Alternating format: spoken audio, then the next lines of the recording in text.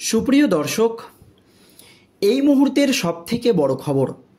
দর্শক, আর.জি. কর কাণ্ডে মহিলা চিকিৎসকের মৃত্যুর ঘটনায় যখন রাজ্য রাজনীতি একেবারে তোলপাড়, এই আবহে আপনারা সকলেই জানেন সুপ্রিম কোর্টে ছিল আর.জি. কর মামলার শুনানি।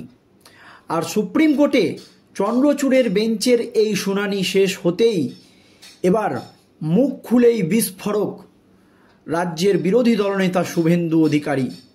মুখ্যমন্ত্রী মমতা ব্যানার্জি এবং চন্দ্রচূড়কে নিয়ে একের পর এক বোমা ফাটালেন বিরোধী দলনেতা শুভেন্দু অধিকারী। জানিয়ে ইতিমধ্যেই রাজ্য রাজনীতিতে শুরু হয়ে গিয়েছে একেবারে জোর জল্পনা। দর্শক, আপনারা সকলেই জানেন এই আর.জি. কর কাণ্ডে ন্যায্য বিচারের দাবিতে কর্মবিরতি পালন করছে রাজ্যের জুনিয়র চিকিৎসকরা, এবং তাদের যেগুলো দাবি আছে সেই দাবি এবং আর.জি. করের নির্যাতিতার ন্যায্য বিচার না হওয়া পর্যন্ত তারা তাদের কর্মবিরতি তুলবেন না। এই কর্মবিরতি কিন্তু চালিয়ে যাবে, এটা কিন্তু জুনিয়র ডাক্তারদের তরফ থেকে পরিষ্কার জানানো হয়েছিল। কিন্তু রাজ্যের আইনজীবী কপিল সিব্বাল সুপ্রিম কোর্টে একটি বিস্ফোরক রিপোর্ট জমা দেয়।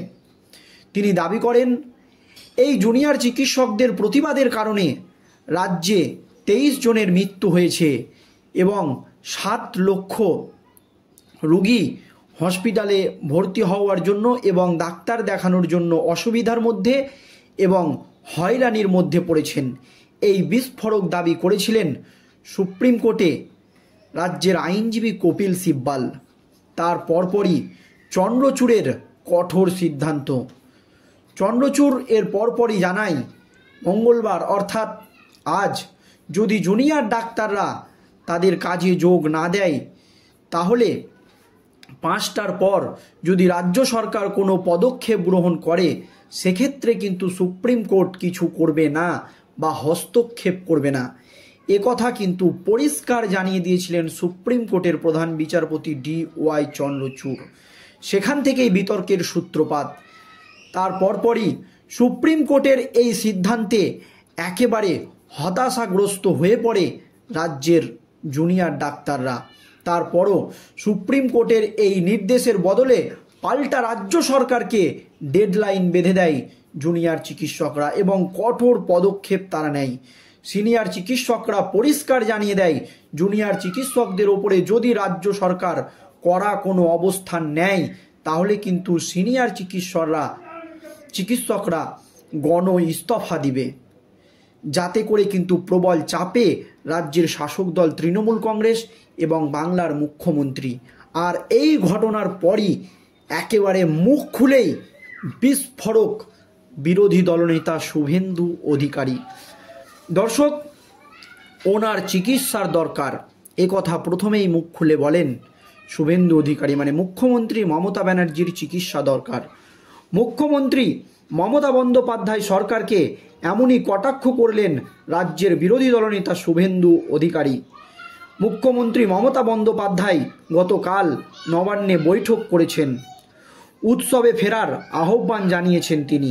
তারপর থেকেই বিভিন্ন মাধ্যমে সাধারণ মানুষের একটা অংশ মুখ্যমন্ত্রীর একেবারে তীব্র বিরোধিতা করছেন এবং নির্যাতিতা মহিলার মা পরিষ্কার জানিয়ে দিয়েছেন যে মুখ্যমন্ত্রী মমতা ব্যানার্জির বাড়ির বা পরিবারের কোনো মেয়ের সাথে যদি এই রকম হতো, তাহলে কি তিনি কথা বলতে পারতেন? তার পরপরই মুখ্যমন্ত্রী কিভাবে এই বক্তব্য রাখতে পারেন, এই প্রশ্ন তুলে দেন বিরোধী দলনেতা শুভেন্দু অধিকারী। গতকাল 9 সেপ্টেম্বর 1 মাস পূর্ণ হয়েছে আর.জি. করের নির্যাতিতার ঘটনার। দোষীদের সকলের পরিচয় এখনও জানা যায়নি। তদন্ত কতটা এগোলো তাই নিয়ে একাধিক প্রশ্ন রয়েছে। সুপ্রিম কোর্টের প্রধান বিচারপতির বেঞ্চে মামলা চলছে। শুনানির দিন মুখ্যমন্ত্রীর উৎসবে ফেরার কথা বলছেন নবান্ন থেকে। সামাজিক মাধ্যমে মুখ্যমন্ত্রীর বক্তব্য ভাইরাল হয়েছে, ট্রোলিং শুরু হয়েছে, সেই বক্তব্য নিয়ে বিরোধিতাও চলছে।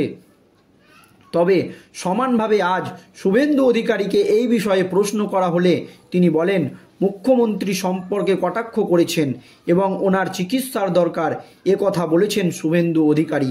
পাশাপাশি সুপ্রিম কোর্ট যদিও ডাক্তারদেরকে কাজে যোগ দিতে বলেছেন, কিন্তু ডাক্তারদের যে দাবি, চন্দ্রচূড়ের দাবিকে গুরুত্ব না দিয়ে এক কথায় বলতে গেলে জুনিয়র চিকিৎসকরা যে সিদ্ধান্ত নিয়েছে স্বাস্থ্য ভবন অভিযানের এবং তারা এখনও যে কর্মবিরতি পালন করবেন, এতে কিন্তু সাপোর্ট রয়েছে শুভেন্দু অধিকারীর এবং ডাক্তারদের দাবিকে তিনি মান্যতা দিয়েছেন।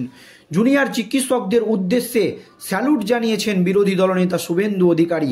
আজ মঙ্গলবার বিকেল 5টার মধ্যে কর্মবিরতি তুলে কাজে ফিরতে বলা হয়েছে জুনিয়র চিকিৎসকদের। তারা কাজ না করলে হাসপাতালের স্বাস্থ্য পরিকাঠামো নষ্ট হচ্ছে, এই অভিযোগে বলা হচ্ছে সুপ্রিম কোর্ট, এই অভিযোগ করা হচ্ছে সুপ্রিম কোর্টে।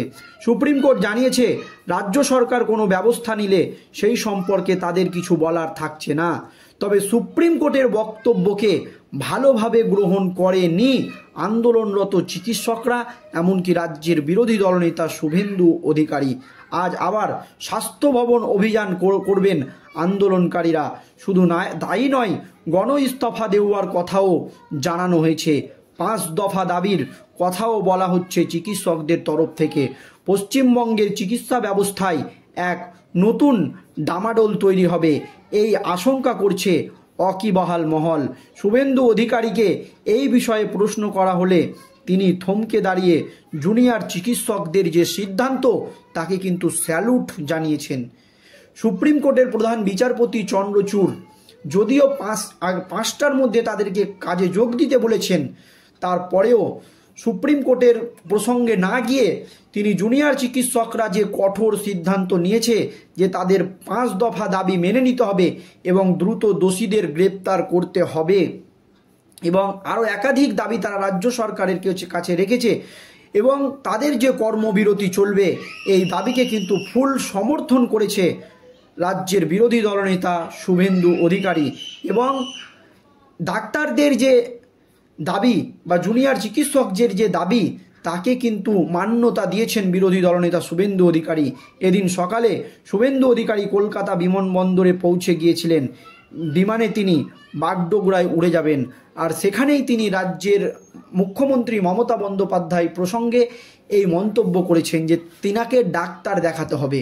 কারণ এত বড় একটি নৃশংস ঘটনার পরেও কিভাবে মানুষকে উৎসবে ফেরার কথা বলতে পারেন মুখ্যমন্ত্রী মমতা ব্যানার্জি, এই নিয়ে তিনি প্রশ্ন তুলে দিয়েছেন। তিনি বলেছেন পুজো হবে কিন্তু উৎসব হবে না যতক্ষণ না পর্যন্ত তিলোত্তমার ন্যায্য বিচার হবে।